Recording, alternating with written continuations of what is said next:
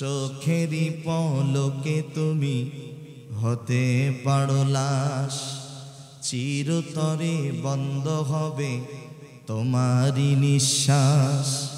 হবে আলান তোমারি নাম মসজিদের মাইকে, বাড়িওয়ালা নাই রে বাড়ি নাই রে দুনিয়াতে, বাড়িওয়ালা নাই রে বাড়ি নাই রে দুনিয়াতে। প্রতিদিন আপনাকে আমাকে কবরের মাটিগুলো ডাকতেছে। আওয়াজ দিয়ে কথা বলেন, কথা ঠিক কিনা? কবরের মাটি ডাকে না? এই মুহূর্তে যদি আমার দিকে তাকান, আপনি জীবিত আছেন, আপনার আঙ্গুলে যদি কেউ আঘাত করে আপনি সহ্য করতে পারবেন না, ব্যথা লাগবে। কিন্তু একটি মানুষ যখন মারা যায়, মারা যাওয়ার পরে মাত্র 6 দিনের মাথায় তার নখগুলো অটোমেটিক খসে যায়। 9 দিন পরে তার মাথায় যত চুল আছে সব চুলগুলো পড়ে যায়। 17 দিন পরে তার পেটটা অটোমেটিক ফেটে যাবে।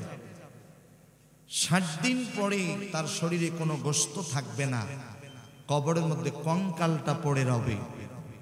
90 দিন পার হওয়ার সঙ্গে সঙ্গেই শরীরে যত হাড় আছে এই হাড়গুলো আলাদা হয়ে যাবে, জয়েন্টগুলো খুলে যাবে। আল্লাহু আকবার বলেন, আরেকটু জোরে বলেন। কত সুন্দর করে লিখেছেন, 6 দিন পরে নখ খসে যাবে, 9 দিন পরে চুল।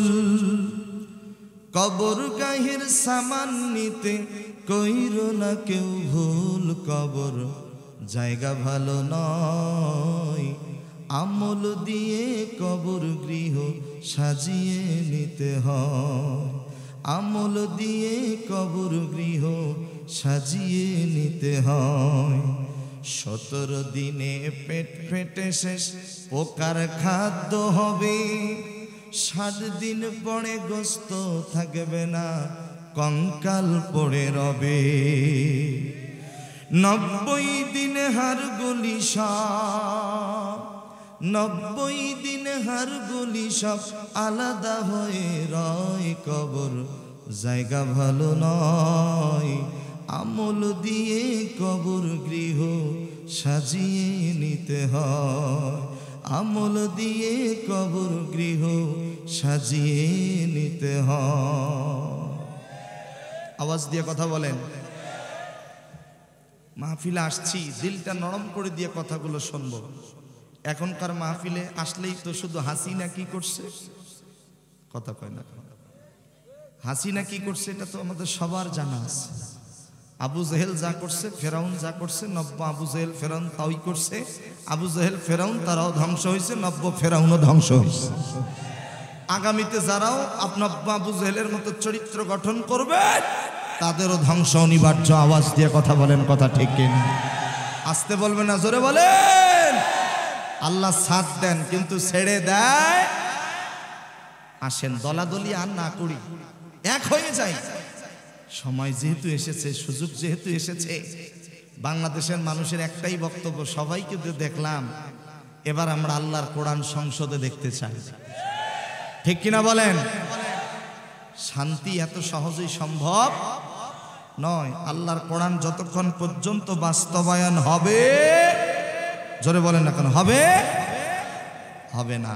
বলেন আল্লাহর এই কোরআন সংসদে যাক, দল মত নির্বিশেষে, কে সরমনাই, কে ফুরফুরা, কে সরসিনা, কে জামাত ইসলামী, কে তাবলীগ, কে ছাত্র দল, কে যুব দল, সব দলাদলি ভেদাভেদ বাদ দিয়ে ওয়াতাসিমু বিহাবলিল্লাহি জামিআও ওয়ালা তাফাররাকু।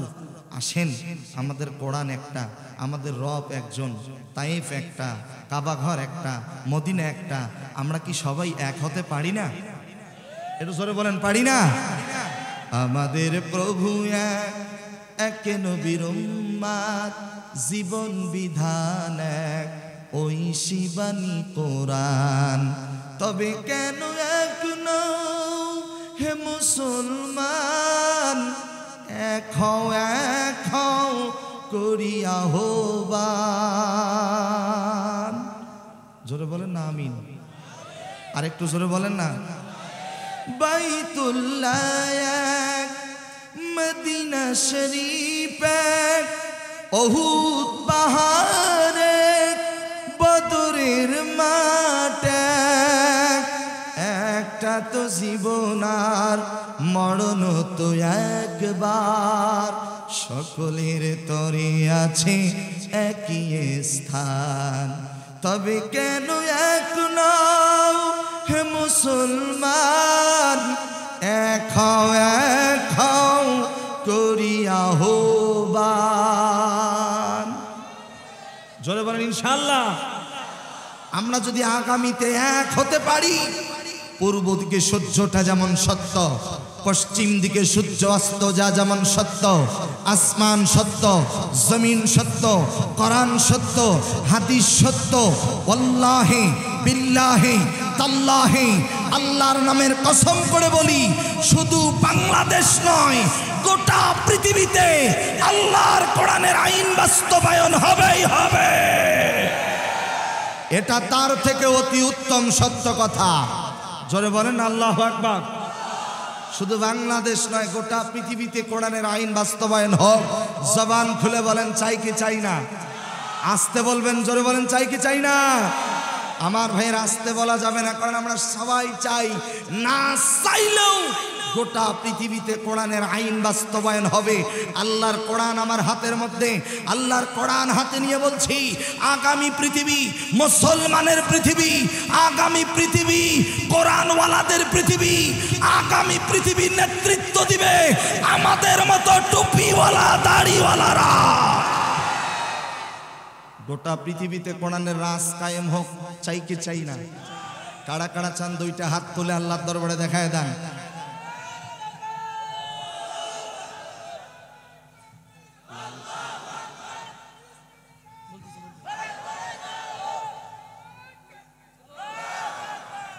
কি ব্যাপার, আপনারা কি দুর্বল হয়ে গেছেন নাকি?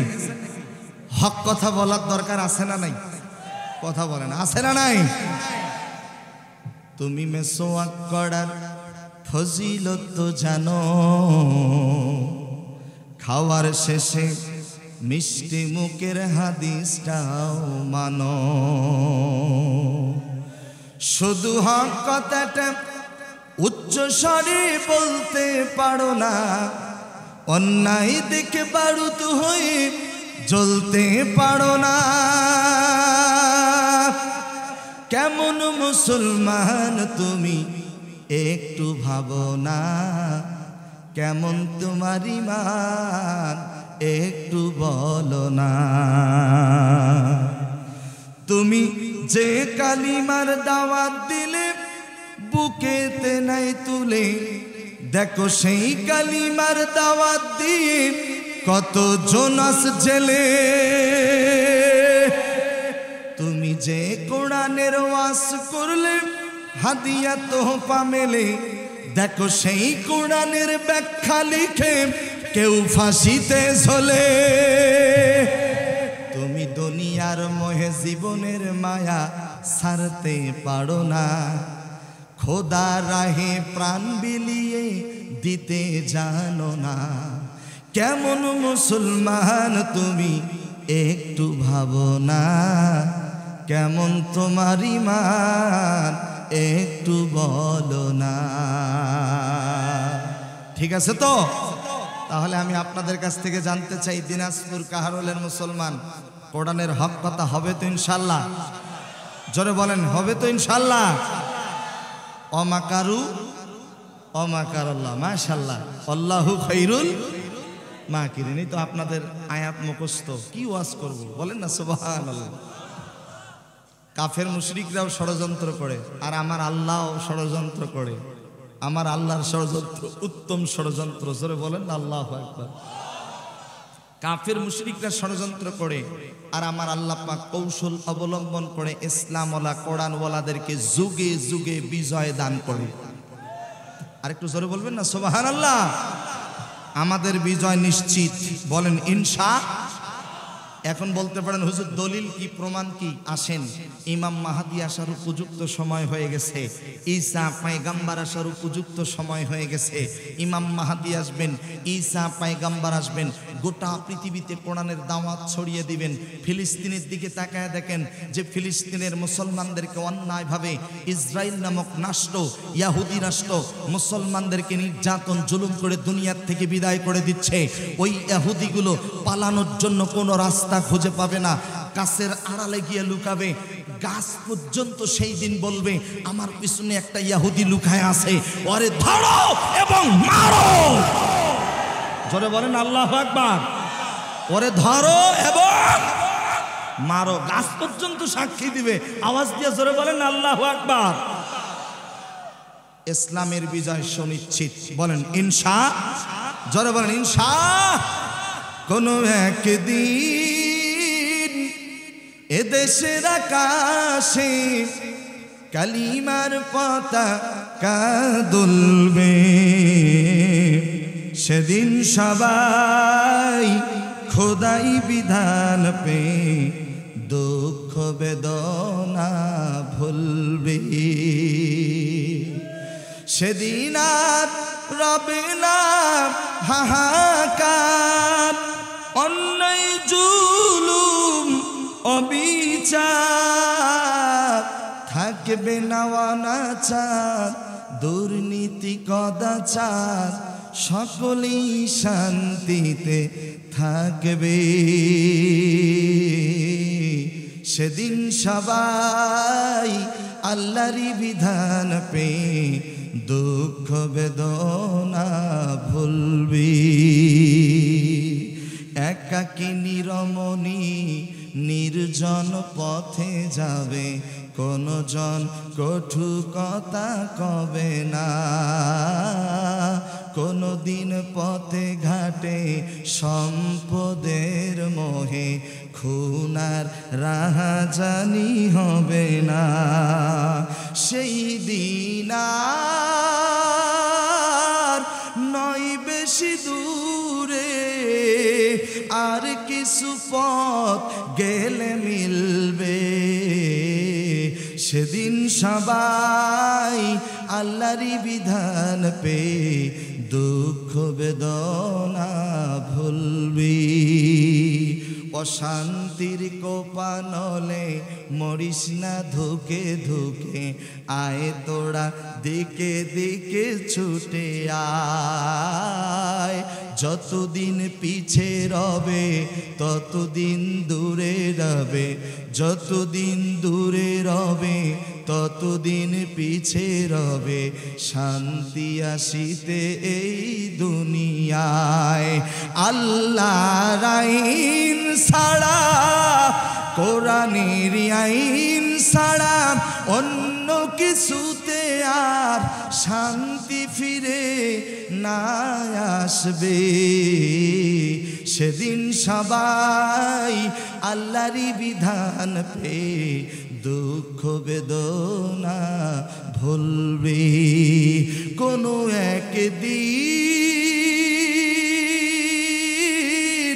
বাংলাদেশের আকাশে কালিমার পতাকা দুলবে।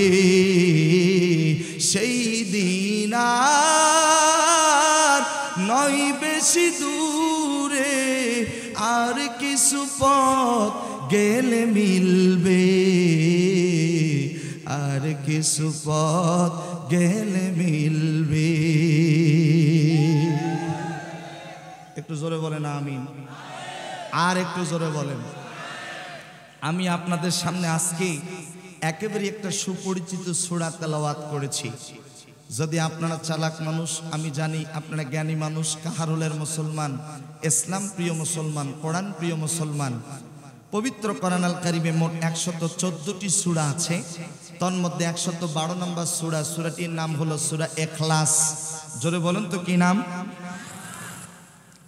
সূরা ইখলাস। কি শুনছেন জীবনে? আমার রংপুরে কয়েকদিন আগে আমার এক মুসল্লিকে বললাম সূরা ইখলাস পড়েন, কয় না হুজুর পারি না। কি পড়েন? কয় কুল হু আল্লাহু পারি। কি পারি? কুল হু আল্লাহু যারে বলে সূরা ইখলাস তারই বলে, বলেন ইনশাআল্লাহ। আর একটু জোরে বলেন। তাহলে বলেন সূরাটার নাম কি? সূরা ইখলাস। এই সূরাটিতে মোট আয়াত আছে 4টি। জোরে বলেন কয়টি? 4টি। রুকু সংখ্যা আছে এই সূরাটিতে, মোট আয়াত হলো 4টি। মোট শব্দ আছে 15টি। কয়টি? মোট শব্দ আছে 15টি। মোট অক্ষর হরফ আছে 47টি। রসুলের হাদিস অনুযায়ী এই সূরাটা যদি কেউ একবার তেলাওয়াত করে আল্লাহ পাক তার আমল নামায় কমের পক্ষে 470টা নেকি দিয়ে দেবে। আর একটু জোরে বলেন। আমি আপনাদের সামনে বলছি, আপনারা সবাই একটু উত্তর দেবেন। সূরাটার নাম কি? পবিত্র কোরআন আল কারীমের কত নাম্বার সূরা? মাশাআল্লাহ 112। মোট আয়াত যেন কয়টি? 4টি। মোট শব্দ কয়টি? 15টি। সূরাটি নাজিল হয়েছে মক্কায়। রাসূলুল্লাহ সাল্লাল্লাহু আলাইহি ওয়াসাল্লামের মক্কি জিন্দেগিতে আল্লাহ পাক এই সূরাটি নাজিল করেছেন। জোরে বলেন না সুবহানাল্লাহ। মজার ব্যাপার হলো এই সূরাটিতে জের মাত্র একটি। কয়টি? একটি। জবর জের পেশ। জের কয়টি? একটি। প্রথমে আল্লাহ পাক 7টা শব্দ দিলেন, শেষে 7টা শব্দ। মাঝখানের শব্দটার নাম হচ্ছে ইয়ালিদ। কি বললাম? ইয়ালিদ। এখানে আল্লাহ পাক জের শব্দটা জের এখানে আল্লাহ পাক ব্যবহার করলেন কেন? প্রথমে 7টা শব্দ, শেষে 7টা শব্দ, মাঝখানে শব্দের নিচে আল্লাহ পাক কেন জের ব্যবহার করলেন আমরা জানার চেষ্টা করব। সবাই বলেন না ইনশাআল্লাহ। তাহলে সূরাটার নাম কি? সূরাতুল ইখলাস। পবিত্র কোরআন আল কারীমের কত নাম্বার সূরা? 112। যেহেতু লিখেছেন তাফসীরুল কোরআন মাহফিল, আসুন একটু মনোযোগ দিয়ে শুনি। মোট আয়াত কয়টি? 4টি। মোট আয়াত 4টি। মোট শব্দ কয়টি? 15টি। অক্ষর হরফ কয়টি? সবাই কিন্তু বলেন কয়টি? 47টি। এরপরে সূরাটি নাজিল হয়েছে মক্কায় না মদিনায়? মক্কা। মাশাআল্লাহ, বলেন আলহামদুলিল্লাহ। সূরাটি কি আপনারা সবাই পড়তে পারেন? এই সূরাটা একবার তেলাওয়াত করলে আল্লাহ পাক কতটা নেকি দিবেন? 470টি নেকি। সুবহানাল্লাহ বলেন। যারা পারেন আমার সঙ্গে পড়েন। বিসমিল্লাহির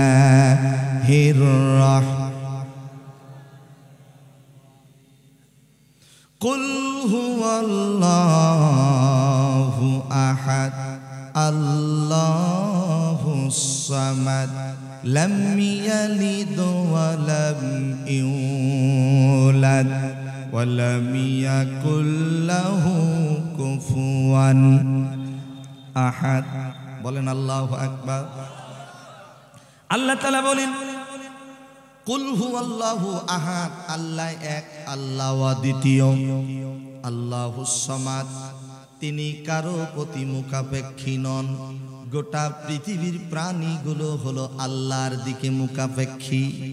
লাম ইয়ালিদ ওয়া লাম ইউলাদ, তিনি জন্মগ্রহণ করেন নাই, তাকেও কেউ জন্ম দেন নাই। ওয়া লাম ইয়াকুল লাহু কুফুয়ান আহাদ, আল্লাহর সমকক্ষ পৃথিবীতে আর কেউ। জোরে বলেন আছে? নিজেকে কি মনে করেছিল? নিজেকে রব হিসেবে দাবি করেছিল, নিজেকে আল্লাহ হিসেবে দাবি করেছিল। সেই ফেরাউনের লাশ আছে কোথায়? মিশরে। আবু জেহেল বিশ্ব নবীজির সাথে বিরোধিতা করেছিল, আর নবীজির বাড়ির পাশেই হলো আবু জেহেলের বাড়ি, একদম কাছাকাছি। যারা হজে গিয়েছেন তারা দেখেছেন। আমার সম্মানিত সভাপতি সাহেব, আপনি তো মাশাআল্লাহ হজে গিয়েছেন, দেখেছেন। আল্লাহ আমারেও নিয়ে গেছে, আমার গর্ভধারিণী মারে নিয়ে। আল্লাহ সেখানে যাওয়ার তৌফিক দান করেছেন। কাবা ঘরের পাশেই হলো রসুলের বাড়ি, যে বাড়িটাকে বর্তমান সৌদি সরকার ইসলামিক লাইব্রেরি বানিয়ে দিয়েছেন। নবীজির বাড়ির পাশেই হলো আবু জেহেলের বাড়ি। সারা পৃথিবীর হাজী সাহেবরা যায়, কাবা ঘর তাওয়াফ করে। আর কাবা ঘর এমন একটি ঘর, কেউ যদি কাবা ঘরের দিকে তাকিয়ে থাকে আল্লাহ তার জীবনের গুনাহ মাফ করে দেন। পৃথিবীতে তিনটা জিনিসের দিকে যত তাকাবেন আল্লাহ জীবনের গুনাহ মাফ করে দেবেন। এক, আপনি কোরআন পড়তে পারেন না, অজু করে কোরআনটা খুলবেন আর আয়াত অক্ষরগুলোর দিকে তাকাবেন, যত তাকাবেন আল্লাহ জীবনের গুনাহ মাফ করে দেবেন। দুই, আপনাদের আব্বা আম্মা যাদের বেঁচে আছে মা বাবার চেহারার দিকে যতক্ষণ তাকিয়ে থাকবেন আল্লাহ জীবনের গুনাহ মাফ করে দিবেন। তিন, কাবা ঘর বাইতুল্লাহ, কার ঘর? আল্লাহর ঘর। এই কাবা ঘরের দিকে যতক্ষণ তাকায় থাকবেন আল্লাহ জীবনের গুনাহ মাফ করে দিবেন। তো কাবা ঘর হাজী সাহেবরা যে 7 বার তাওয়াফ করে, তাওয়াফ করার পরেই ওখানে হলুদ চিহ্ন দেওয়া আছে, নীল বাতি দেওয়া আছে, ওই দিকেই সাফা মারওয়ায় ঢুকে যায়। সাফা মারওয়া সাই করার পরে যখন শেষ, একদম বের হয়েই প্রথমে আবু জেহেলের বাড়ি। কার বাড়ি? হাজী সাহেবরা ওযু করে তাওয়াফ করে সাফা মারওয়া সাই করে হজ সম্পূর্ণ করার পরে বাথরুম সারতে হবে সরাসরি আবু জেহেলের বাড়িতে গিয়া। আর আবু জেহেলের বাড়িটা বর্তমান সৌদি সরকার কি বানিয়ে দিয়েছে? টয়লেট বানিয়ে দিয়েছে। হাজী সাহেবরা আচ্ছা মতো ওই উট, দুম্মা, গরু, সুন্দর সুন্দর মাছ এগুলো দিয়ে খানা খায়, আর আবু জেহেলের বাড়িতে গিয়ে আচ্ছা মতো ডেলিভারি দেয়। কথা বোঝেন নাই মনে হয়? তা আবু জেহেলের বাড়িতে, এই যে আবু জেহেল নবীজির বাড়ির পাশেই বাড়ি, আবু জেহেল নবীজির সাথে বিরোধিতা করেছিল। জবান খুলে বলেন মুসলমানের মতো অ্যানসার দিতে হবে। আবু জেহেল কি সফল হতে পেরেছে? পারে নাই। মিস্টার নমরুদ মুসলিম মিল্লাতের জাতির পিতা, মিল্লাত আবিকুম ইব্রাহিম হুয়া সাম্মাকুমুল মুসলিমিন।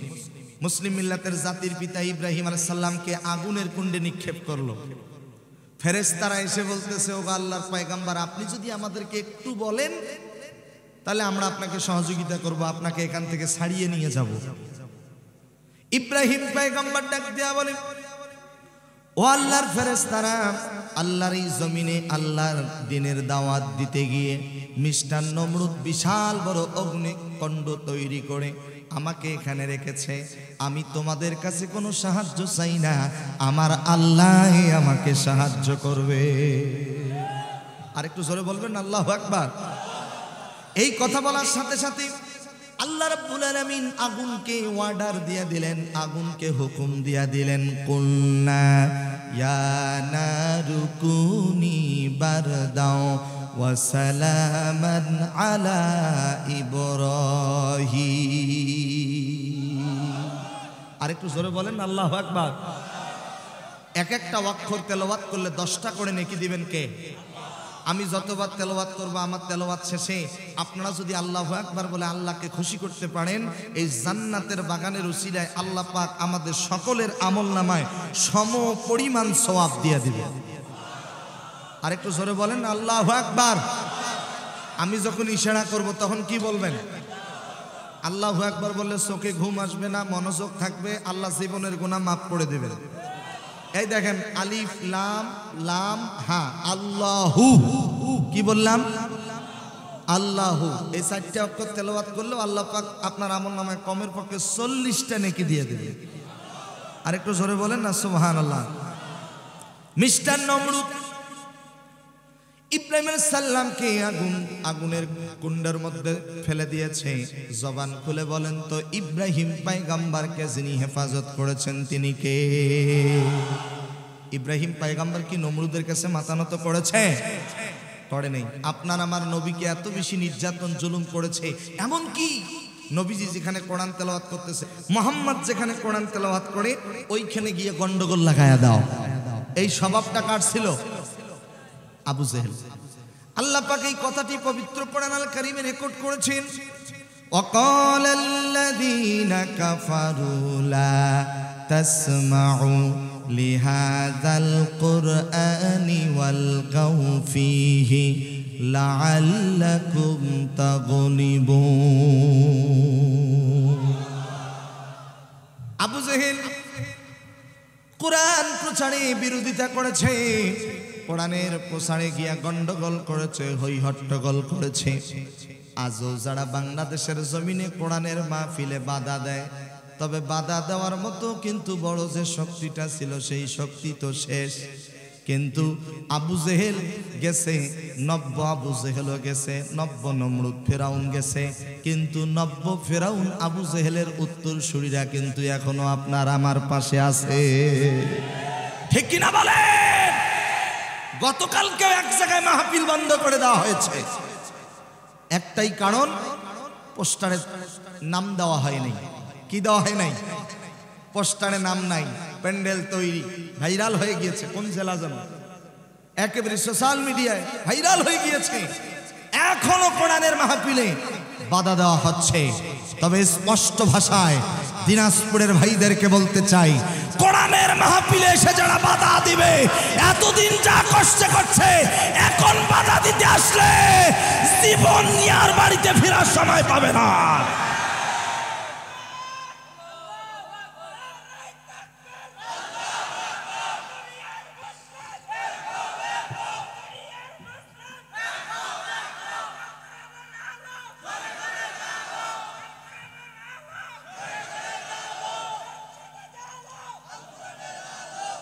মাশাআল্লাহ, মাশাআল্লাহ, মাশাআল্লাহ।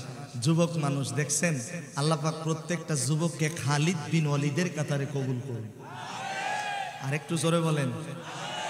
যুবকদের জন্য দোয়া করার দরকার আছে না নাই? আমরা দোয়া করি, আল্লাহ কবুল করুন।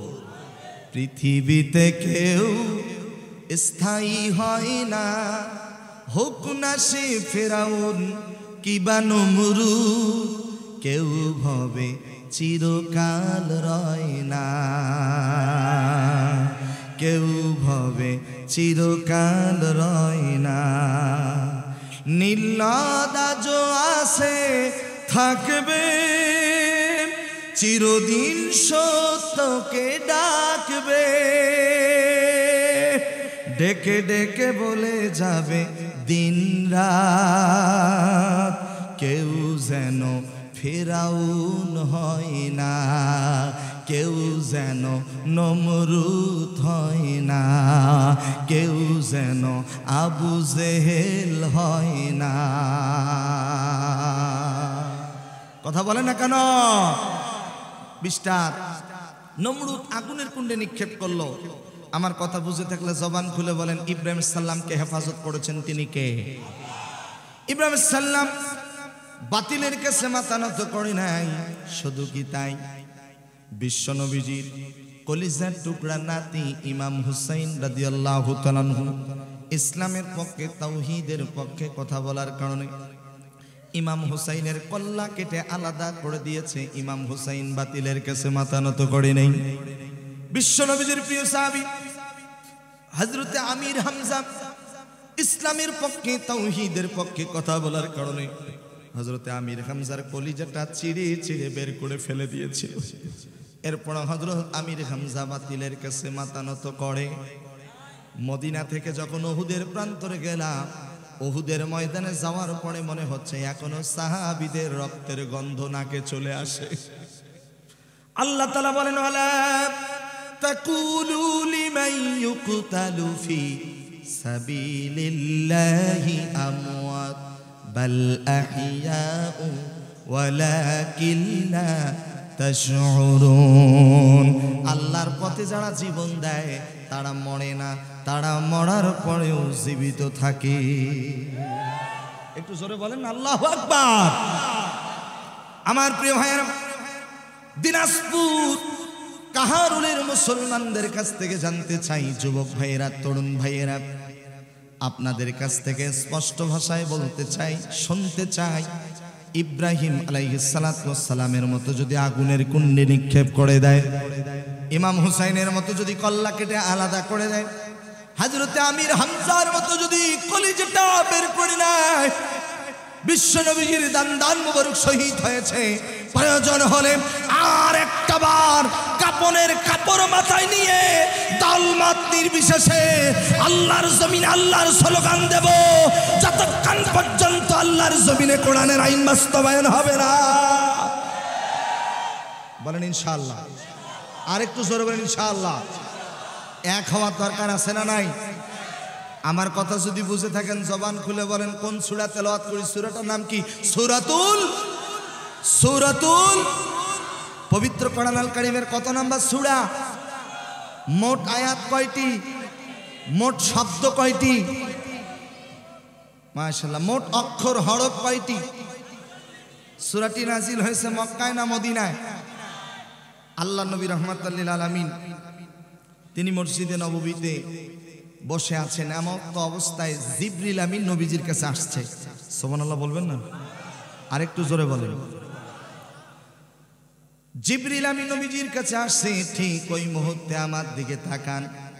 আল্লাহর নবীর একজন প্রিয় সাহাবী ছিলেন, নাম হলো আবু যার। কি নাম? হযরত আবু যার। তিনি চলে আসছে। জিবরিল আমিন ডাক দিয়া বলতেছে, আবু যার তুমি কেমন আছো? এই কথা বলার সাথে সাথে নবীজি ফেরেশতা জিবরিলকে ডাক দিয়া বলে, জিবরিল তুমি আবু যারকে কেমনে চেনো, কিভাবে চেনো, কবে পরিচয় হয়েছে? জিবরিল আমিন ডাক দিয়া বলে, শুধু আমি নই, আসমান জমিনে আল্লাহ তাআলার যত ফেরেশতা আছে সব ফেরেশতাগুলি হযরত আবু যার গিফারিকে চেনে। কেমনে চেনে, কিভাবে চেনে? এই কথা বলার সঙ্গে সঙ্গে জিবরিল আমিন ডাক দেয়া বলে, সে সব সময় দুইটা আমল করে। জোরে বলেন কয়টা? দুইটা আমল করে। নাম্বার 1, 1 নাম্বার আমল হচ্ছে সে সব সময় নিজেকে ছোট মনে করে, ক্ষুদ্র মনে করে। সমাজের বুকে যারা ছোট মনে করে বড় বানায়া দেন, তাকে বলেন তিনি কে? নাম্বার 2 নাম্বার আমল সে সব সময় সূরা ইখলাস পাঠ করে। সুবহানাল্লাহ বলেন। হযরত সাহাব ইবনে সাদ রাদিয়াল্লাহু তাআলা আনহু থেকে বর্ণিত তাফসিরে নূরুল কোরআনের ভিতরে এসেছে। যাদের বাড়িতে তাফসিরে নূরুল কোরআন আছে খুলে দেখবেন, বিশ্ব নবী সাল্লাল্লাহু আলাইহি সাল্লামের কাছে একজন সাহাবী এসে বললেন, ওগো আল্লাহর নবী, আমার খুবই অভাব অনটন, আমি কি করব? নবীজি বলেন, তুমি আজকে থেকে দুইটা আমল শুরু করে দাও, আল্লাহ রাব্বুল আলামিন তোমার সকল অভাব দূর করে দেবেন। নাম্বার 1, 1 নাম্বার আমল হলো তুমি প্রতিদিন বাড়ির লোকদেরকে গিয়ে সালাম দিবা। জোরে বলেন কি দিবা? সালাম দিবা। আসসালামু কবুলাল কালাম, আগে সালাম তারপরে কালাম। আগে সালাম মানে শান্তি, কালাম মানে কথাবার্তা। আগে সালাম দিবা তারপরে কথাবার্তা বলবা। যদি বাড়িতে কোনো লোক না থাকে তাহলে তুমি নিজেই নিজেকে সালাম দিবা। নাম্বার 2 নাম্বার আমল হচ্ছে তুমি বেশি বেশি করে সূরা ইখলাস পাঠ করবা। নবীজির কথা মতো সাহাবী আমল শুরু করে দিয়েছেন। কয়েকদিন পরেই এই সাহাবী নবীজির কাছে গিয়া বলেন, নবী গো, আপনি যে দুইটা আমল দিয়েছেন, এই দুইটা আমল আমি সেই দিন থেকে শুরু করে দিয়েছি। আমল শুরু করার পরে কয়েকদিনের ভিতরে আল্লাহ রাব্বুল আলামিন আমার সকল অভাব অনটন দূর করে দিয়েছে। আরেকটু জোরে বলবেন না আল্লাহু আকবার। হযরত আনাস রাদিয়াল্লাহু তাআলা আনহু থেকে বর্ণিত, তিরমিজির বর্ণনা এসেছে। তিরমিজির হাদিস খুব মনোযোগ দিয়ে শুনতে হবে। হযরত আনাস রাদিয়াল্লাহু তাআলা আনহু থেকে বর্ণিত, বিশ্বনবী সাল্লাল্লাহু আলাইহি সাল্লাম বলেছেন, কেউ যদি ঘুমানোর সময় ডান কাঁধে শোয় 100 বার সূরা ইখলাস পাঠ করে, আল্লাহ রাব্বুল আলামিন কিয়ামতের দিনে ডান দিকে জান্নাতে প্রবেশের অনুমতি দিয়ে দেবে। আরেকটু জোরে বলেন আল্লাহু আকবার। তাহলে জবান খুলে বলেন, ঘুমানোর আগে কয়শো বার? কোন কাঁধে? কোন কাঁধে শুভ? ডান কাঁধে শোয়ার পরে। ঘুমানোর পরে যদি আপনি বাম কাঁধে যান কোনো আপত্তি নাই, কিন্তু ঘুমানোর সময় জবান খুলে বলেন তো কোন কাঁধে শুইতে হবে? ডান কাঁধে শুইতে হবে। আল্লাহর নবী বলেন, আল্লাহ রাব্বুল আলামিন এই আমলটা করার কারণে ডান দিকে জান্নাতে যাওয়ার অনুমতি দিয়ে দিবে। তাফসিরে কাবিরের ভিতরে এসেছে, যাদের বাড়িতে তাফসিরে কাবির আছে খুলে দেখবেন, বিশ্বনবী সাল্লাল্লাহু আলাইহি সাল্লাম বলেছেন, কেউ যদি 100 বার সূরা ইখলাস পাঠ করে, জোরে বলেন কয়শো বার? তাফসিরের ভিতরে এসেছে, কেউ যদি সূরা ইখলাস 100 বার পাঠ করে, আল্লাহ রাব্বুল আলামিন বিগত 50 বছরের গুনাহ তার মাফ করে দেবেন। কয় বছর? 50 বছরের গোনা। এই যে আমরা এখানে যারা এসেছি, কয় বছর বয়স? পৃথিবীতে আসার একটা সিরিয়াল আছে, কিন্তু যাওয়ার কোনো সিরিয়াল নাই। দাদার পরে বাবা, বাবার পরে সন্তান, সন্তানের পরে ছেলে, ছেলের পরে নাতি। আসার একটা সিরিয়াল আছে, যাওয়ার সময় দাদা বেঁচে আছে কিন্তু নাতি দুনিয়াতে বেঁচে নাই। তোমার গহনা দিন ফুরাইয়া যাবে, গহনা দিন ফুরাইয়া যাবে, যৌবনে লাগবে ভাটি। ওই যে দেখো ডাকিতেছে তোমায় কবরের মাটি। ও সেদিন সন্ধ্যা হলে ডুববে রে বেলা, এক পলকে ভেঙ্গে যাবে তোমার রঙেরই মেলা। কারে দিবা তুমি জোরে ধমক, কারে দিবা তুমি জোরে ধমক, কার মাথায় ভাঙবা লাঠি। ওই যে দেখো ডাকিতেছে তোমায় কবরের মাটি। একটু হা না বলেন, যুবকের মতো আওয়াজ দিয়ে বলেন, কথা কি একেবারেই ঠিক বললাম? কথা কি ঠিক? প্রতিদিন কবরের মাটিগুলো আপনাকে আমাকে ডাকতেছে। আপনাদের কি মন খারাপ হচ্ছে নাকি? আলোচনা চলছে সূরা ইখলাসের ফজিলত। জোরে বলেন আল্লাহু আকবার। সূরাটা কিন্তু একেবারেই ছোট, কিন্তু এর ফজিলত কত বেশি। আপনাদের কাছে একটা প্রশ্ন জানতে চাচ্ছি, বলেন তো আপনাদের স্মার্ট কার্ড, আইডি কার্ড আছে না নাই? একটু হা না বলেন, আছে না নাই? আচ্ছা, আমরা দেশের বাহিরে যাই, যারা আপনারা দেশের বাহিরে যান, আপনাদের পাসপোর্ট আছে না নাই? দেখবেন পাসপোর্ট নাম্বার দেওয়া আছে। আপনি দেখবেন স্মার্ট কার্ড, আইডি কার্ডে ওখানে নিচে লেখা আছে আইডি নাম্বার, আইডি নং, আছে না? আচ্ছা, কম্পিউটারে আপনার আইডি নাম্বারটা যদি ক্লিক করা হয়, আপনার গ্রাম, আপনার থানা, আপনার জেলা, আপনার সমস্ত ঠিকানা কিন্তু চলে আসবে। কথা বলেন, কথা ঠিক কিনা?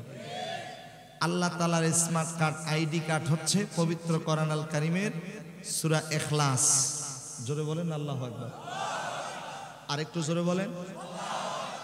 সূরা ইখলাসের ভিতরে কার পরিচয় রয়েছে? জোরে বলেন, কার পরিচয়? আল্লাহ তাআলার পরিচয় রয়েছে। খুবই গুরুত্বপূর্ণ ইম্পর্টেন্ট একটি সূরা। আল্লাহ তাআলা আমাদের সবাইকে আমলের নিয়তে শ্রবণ করার তৌফিক দান করুন। একজন গরিব সাহাবী বিয়া হচ্ছে না, আর একজন ধনী মহিলা বলতেছে আমাকে কি বিবাহ করবে? গরিব সাহাবী বলতেছে লাব্বাইক। আল্লাহর নবী সেখানে উপস্থিত, ডাক দিয়া বলে, গো আল্লাহর নবী, এই ধনী মহিলাকে আমি বিবাহ করব। নবীজি ডাক দিয়া বলে, তার তো অনেক টাকা আছে, পয়সা আছে, বিবাহ করতে গেলে মোহরানা দিতে হবে। মোহরানা দেওয়ার মতো তোমার কাছে কি সামর্থ্য আছে? গরিব সাহাবী ডাক দিয়া বলে, না না, মোহরানা দেওয়ার মতো তো আমার কাছে কোনো সামর্থ্য। আমাদের বাংলাদেশে তো এখন উল্টো হয়ে গেছে, মোহরানা না দিয়া যৌতুক নিয়ে বিয়ে করে। কথা বলে না, কথা বলে না। আবার মোহরানা যদিও বা ধরে, মোহরানা লেখার সময় লেখে 3,55,03,101 টাকা দেন মহদ্ধার্য করিয়া, নগদ 2,000 টাকা বুঝিয়া দিয়া অবশিষ্ট টাকা জনমের মতো ফাঁকি দেওয়ার নিয়ত করিয়া। কথা বলে না, কথা বলে না। 3 কোটির উপরে হইল মোহরানা, দেওয়ার সময় কয় হাজার? নাকফুল বাবদ 2,000 টাকা দিয়া অবশিষ্ট টাকা জনমের মতো ফাঁকি দেওয়ার নিয়ত করিয়া দেয় না তো। বাসর ঘরে গিয়ে এতিমের মতো স্ত্রীর কাছে প্রথম রাইতে মাপ চায়। কথা বলে। মোহরানা দেওয়া সুন্নত না ফরজ? কথা বলে না। মোহরানা দেওয়া ফরজ। এই যুবকরা, যৌতুক ছাড়া বিয়া করবে কারা কারা? একটু হাতগুলো তুলে দেখাও দেখি ইনশাআল্লাহ। নারায়ে তাকবীর। কি বাবা, এক হাত কেন? 2 হাত, 2 হাত। যৌতুক ছাড়া বিয়া। চাচাও দেখি হাত উঠেছে। নিয়ত আরো নিয়ত আছে নাকি?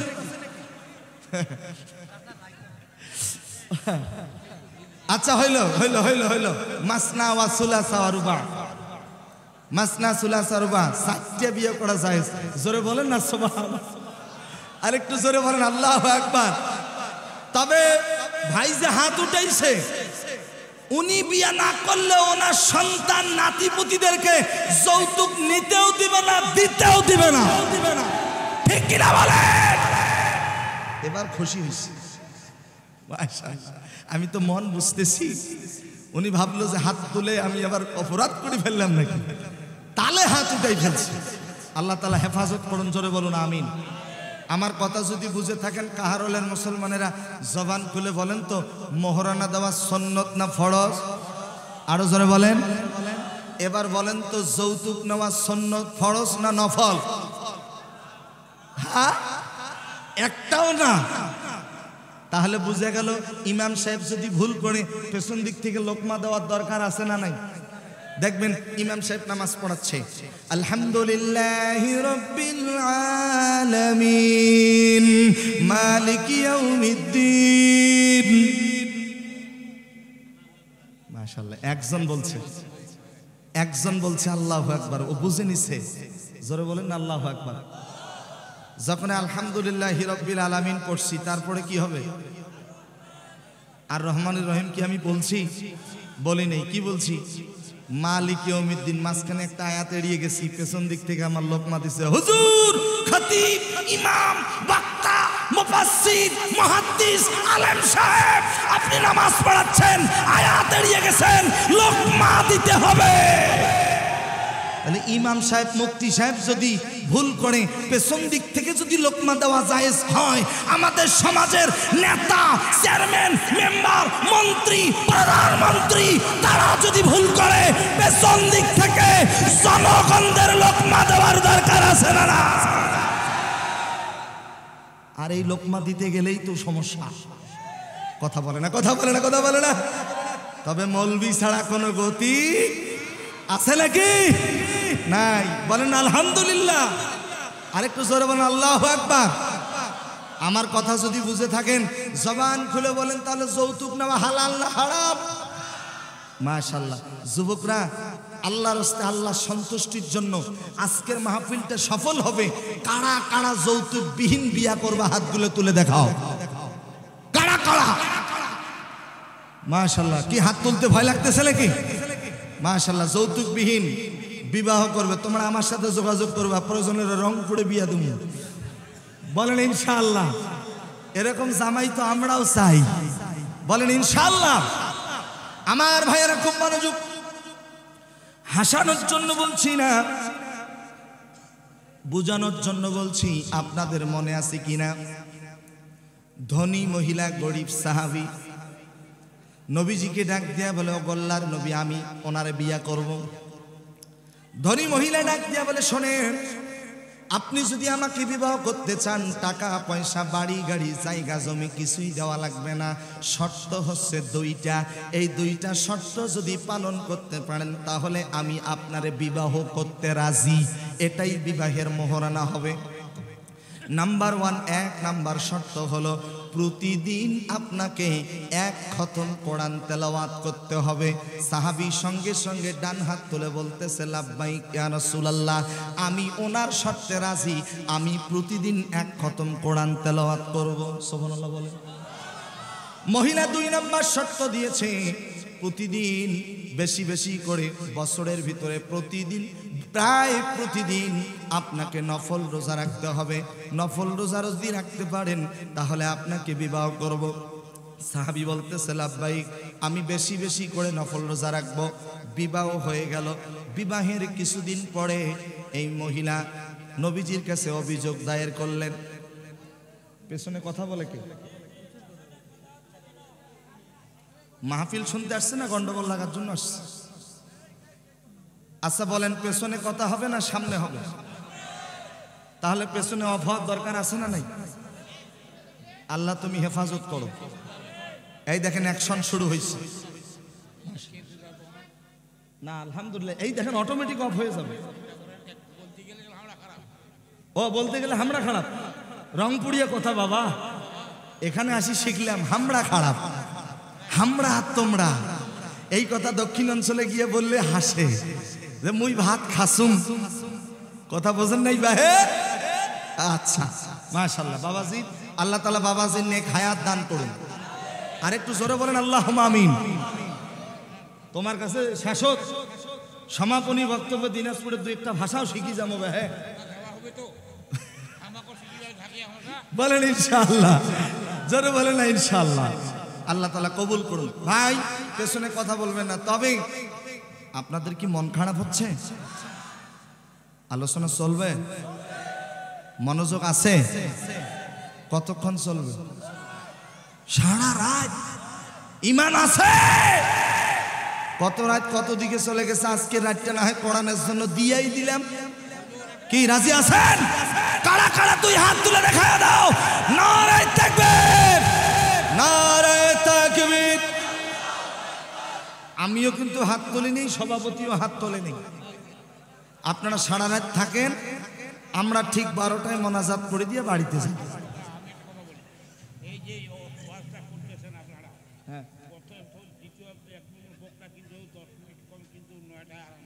আচ্ছা আচ্ছা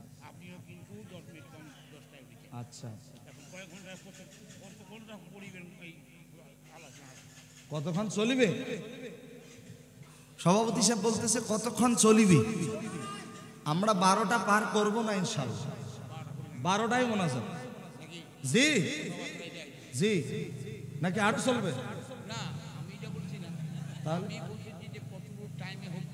হচ্ছে তো ইনশাআল্লাহ 12টা। হ্যাঁ জি, মাশাআল্লাহ, বলেন আলহামদুলিল্লাহ। আপনাদের কি কষ্ট হচ্ছে? ওই যে মুরব্বি, ওই যে মুরব্বি, মুরব্বি জি জি আসবে আসবে এক এক, জি বুঝতে পারছি, বলেন আলহামদুলিল্লাহ। আচ্ছা আপনাদের মনে আছে কিনা আলোচনা কিন্তু চলছে সূরা ইখলাসের ফজিলত। জোরে বলেন আল্লাহু আকবার। আমার ভাইয়েরা খুব মনোযোগ। আল্লাহর নবী রাহমাতাল লিল আলামিনের কাছে ওই মহিলা অভিযোগ দায়ের করলেন, নবী গো আমি যে 2টা শর্তে তাকে বিবাহ করেছিলাম, 2টা শর্তের একটা শর্ত ঠিক মতো পালন করে না। ওগো আল্লাহর নবী আপনি বিচার করেন। নবীজি সাহাবীকে ডাক দিলেন। খুব মনোযোগ দিয়ে শুনতে হবে। নবীজি সাহাবীকে ডাক দিলেন। বাবাজি কে কোথায় থাকে থাক, একটু চুপ থাকেন, আল্লাহ ভরসা ইনশাআল্লাহ। নবীজি সাহাবীকে ডাক দিয়ে বলছেন, তুমি কি সত্যি সত্যি কোরআনুল কারীম কি তুমি কোরআনুল কারীম কি খতম করো না? তুমি কি রোজা রাখো না? সাহাবী মুস্কি হেসে বলছে, ইয়া রাসূলুল্লাহ কে বলেছে আমি প্রতিদিন এক খতম কোরআন তেলাওয়াত করি না? আমি তো করি। সুবহানাল্লাহ বলেন। স্ত্রী বলছে করে না, স্বামী বলছে কোরআন তেলাওয়াত করে। কারণ স্বামী কত ভালো ঘরের স্ত্রী জানে কি জানে না? ছোট্ট একটা হাদিস আমার দিকে তাকান। নবীজির চরিত্র সম্পর্কে আম্মা জান আয়েশার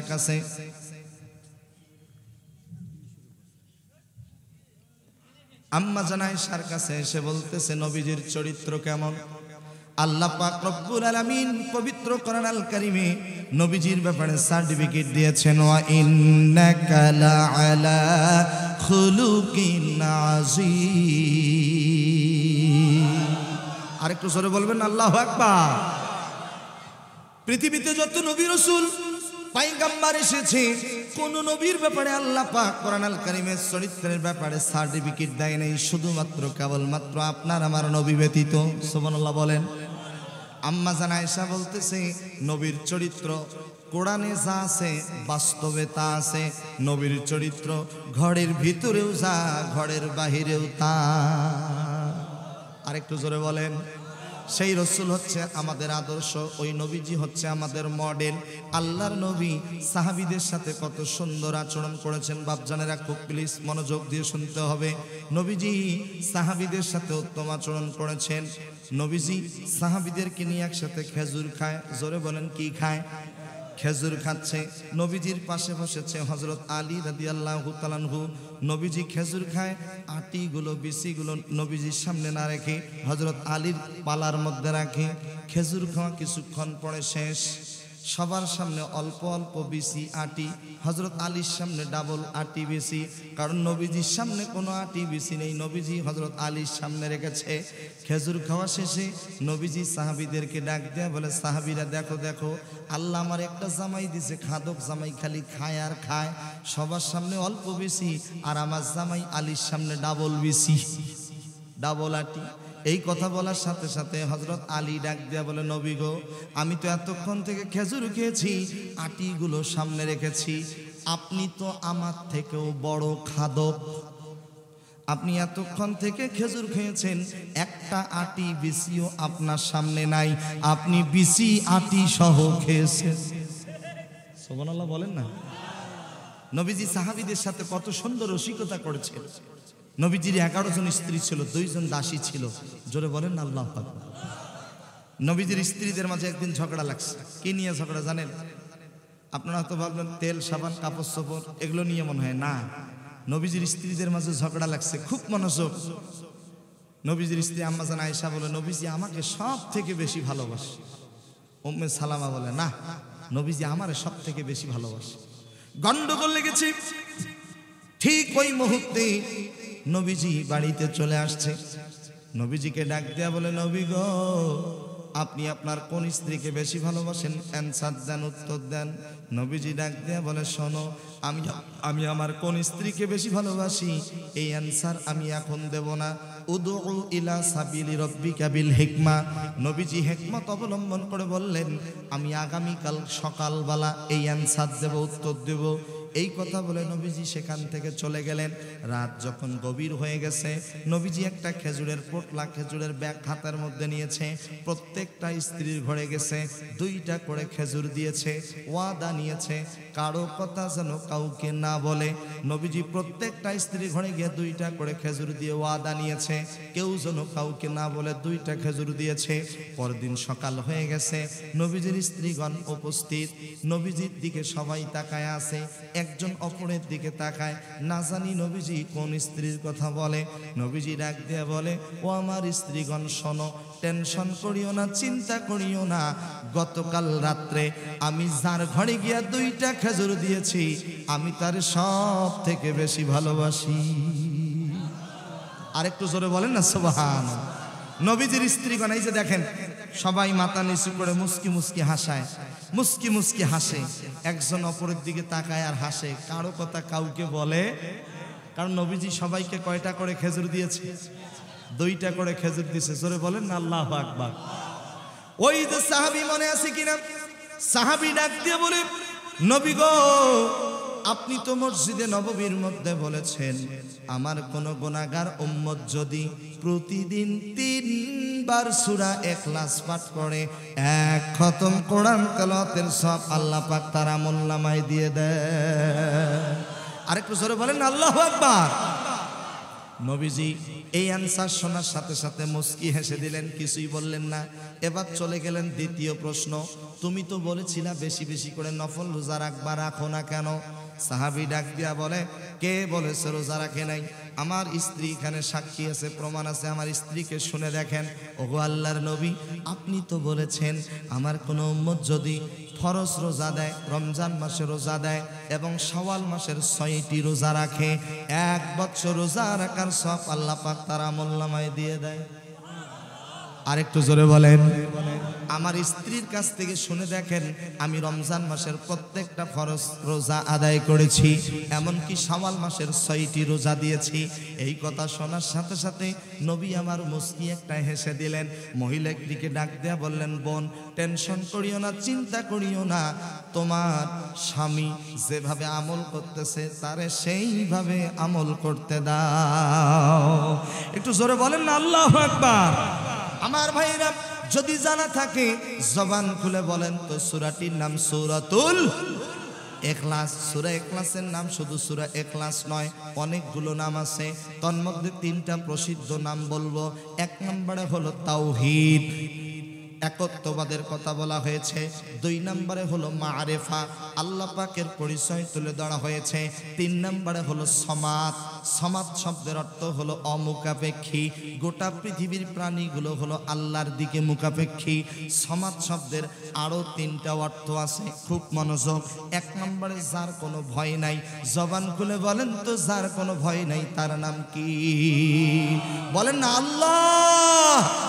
ফাযকুরুনি আযকুরুকুম ওয়াশকুরুনি ওয়ালা তাকফুরুন।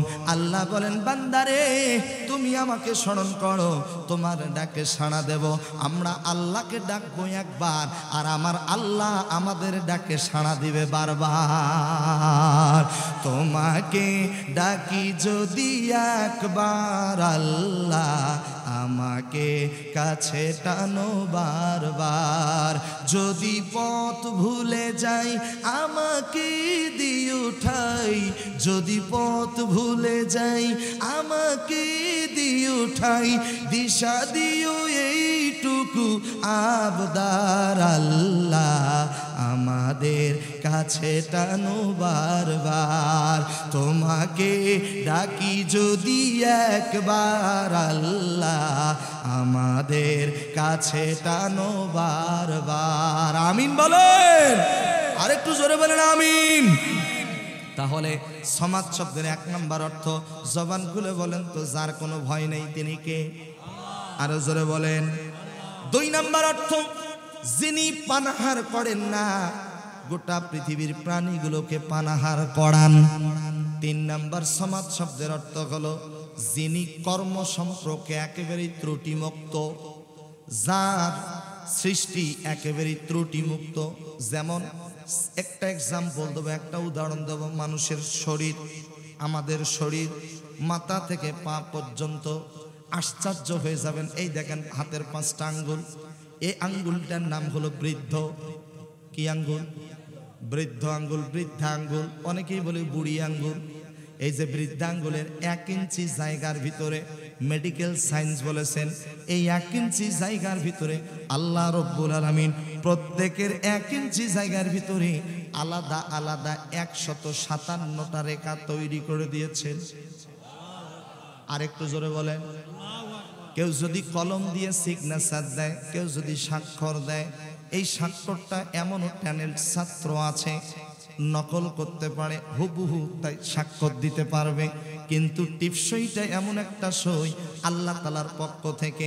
আল্লাহ পাক পৃথিবীতে যত মানুষ সৃষ্টি করেছেন প্রত্যেকের এই বৃদ্ধা আঙ্গুলের মধ্যে 1 ইঞ্চি জায়গার ভিতরে 157টা রেখা আলাদা আলাদা ভাবে দিয়েছেন। কারো সাথে কারো টিপসইয়ের মিল হবে? জোরে বলেন হবে না। এই পরে দেখেন আমরা যে তৈরি, আল্লাহ পাক আমাদেরকে যে তৈরি করেছেন মাথা থেকে পা পর্যন্ত, মেডিকেল সায়েন্স বলেন প্রত্যেকটা মানুষের চেহারার মধ্যে ৯৭৬৮ প্রকার আল্লাহ পাক চামড়া দিয়েছে, স্কিন দিয়েছে। আর একটু জোরে বলেন কয় প্রকার? ৯০০০।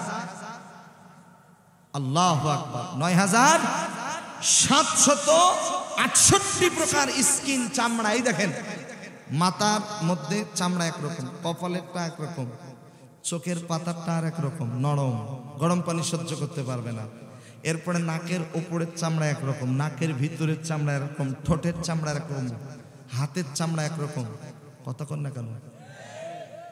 আপনার হাত যে গরম পানি সহ্য করতে পারবে, ওই গরম পানিটা আবার চোখ সহ্য করতে পারবে? আল্লাহ পাক ৯৭৬৮ প্রকার স্কিন, চামড়া দিয়ে আপনাকে আমাকে তৈরি করেছেন। একটু জোরে বলেন আল্লাহু আকবার। আমার প্রিয় ভাইয়েরা, এই যে আপনারা আল্লাহু আকবার বললেন, বারবার বলতেছেন আল্লাহু আকবার, সুবহানাল্লাহ। গলার মধ্যে 4 ইঞ্চি জায়গা আছে। মেডিকেল সায়েন্স বলেন এই 4 ইঞ্চি জায়গার ভিতরে 27টা স্তর রয়েছে। কয়টা? 27টি স্তর রয়েছে। আমাদের সমাজে কিছু লোক দেখবেন কথা বলতে পারে না, বোবা, হাত পা সব কিছু ঠিক আছে কিন্তু কথা বলতে পারে না। হাসতে পারে বোবা লোকে, গাইতে পারে না, ওরা দু চোখ দিয়ে দেখতে পারে, বলতে পারে না, হাসতে পারে বোবা লোকে, গাইতে পারে না। একই মাটির তৈরি তারা এমন কেন হলো, এই প্রশ্ন প্রভুর কাছে শুধুই রয়ে গেল। হাসতে পারে বোবা লোকে, গাইতে পারে না। কথা বলেন, কথা ঠিক কিনা? যেই লোকটা কথা বলতে পারে না, মেডিকেল সায়েন্স বলেন, এ বাবা একসাথে তিনজন, দৃষ্টি কঠোর, জরুরত থাকলে একজনের, তিনজনের তো একসাথে জরুরত হবে না। আমরাও তো বুঝি ডান হাত বাম হাত মাঝখানে, আল্লাহ হেফাজত করুন, জোরে বলো না আমিন। যারা কথা বলতে পারে না তাদের হয়তো বা 26টা স্তর কাজ করে, 27 নম্বর স্তরটা কাজ করে, এই জন্য তারা কথা বলতে পারে না। আবারও আশ্চর্য হয়ে যাবেন, আল্লাহ তাআলার সৃষ্টি যে একেবারে ত্রুটিমুক্ত। আপনার আমার জিহ্বা দিছে কি দেয় নাই? যিনি জিহ্বা দিয়েছেন, জবান করে বলেন তিনি কে? এই দেখেন, আপনি এই জিহ্বা দিয়ে যখন খাবেন, আনারস খাবেন, এটা স্বাদ আলাদা, মালটা খাবেন, এটা স্বাদ আলাদা, আপেল খাবেন, এটা স্বাদ আলাদা, কমলা খাবেন, কমলার স্বাদ আলাদা, মাগুর মাছ, শিং মাছ, বোয়াল মাছ, জাতীয় মাছ, ইলিশ, যে মাছ খান না কেন এক একটা স্বাদ বলে দিচ্ছে আল্লাহ পাক রব্বুল আলামিন। আপনার আমার জিহ্বার মধ্যে একটা নয়, দুইটা নয়, মেডিকেল সায়েন্স বলেন 327টা স্তর দিয়েছে।